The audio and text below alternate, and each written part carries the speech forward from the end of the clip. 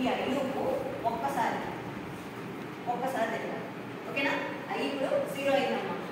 Condition ఇప్పుడు ఈ n-1 అంటే మనకు ఆ కండిషన్లో తీసుకుంటే 0 less than 4. ట్రూవా ఫాల్సా? ట్రూ అయింది కాబట్టి లోపల వచ్చింది. ఇప్పుడు j loop i loop 0, j loop ఎంత మళ్ళా 0 నుంచి స్టార్ట్ అయింది. 0 లెస్ దాన్ ఎంత అక్కడ 5 -1 -0 ట్రూవే కదా. మళ్ళా లోపలికి వచ్చింది. లోపలికి వచ్చి ఇప్పుడు ఏం ఇచ్చేస్తుంది? జే ఎంత ఉంది? 0. జే ప్లస్ 1 అంటే ఎంత ఉంది? 1.